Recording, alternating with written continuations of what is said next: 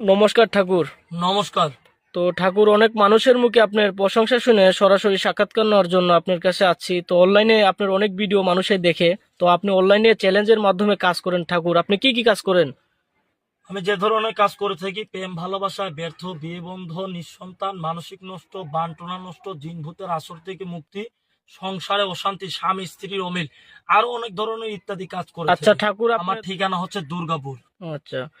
তো দাদা, এখানে দেখা যাচ্ছে যে আপনি আধ্যাত্মিক জিনিসপত্র দিয়ে কাজ করেন। দাদা, আপনি কাজের পারিশ্রমটা কিভাবে নেন? আপনি কি আমি কাজের পরে নেন না কাজের আগেই নেন? আমি কাজের পরে পারিশ্রমিক নেই, তবে কাজ করার জন্য যে কোনো কাজ হোক, যে কোনো জিনিস লাগলে, যেই কাজের জন্য যে জিনিস লাগে, যার কাজ সে দিতে হবে।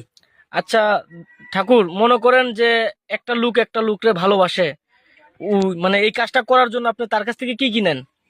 এই ধরেন কিছু মোমবাতি, এই যে মাটির পাতিল দেখতে পারতেছেন, ফুলের চন্দন, চন্দন ফুল, এই মনে করেন কিছু গুৎফল উৎফল, নানান রকম কিছু ইত্যাদি জিনিস লাগে বশীকরণ কাজে। মানে এইগুলা যারা আপনাকে অনলাইন থেকে কল করবে, যারা হ্যাঁ, এগুলো আপনাকে দেবে, আপনি তার কাজটা করবেন এইগুলার মাধ্যমে? জি জি, এগুলোর মাধ্যমে কাজ করে আচ্ছা দেবো।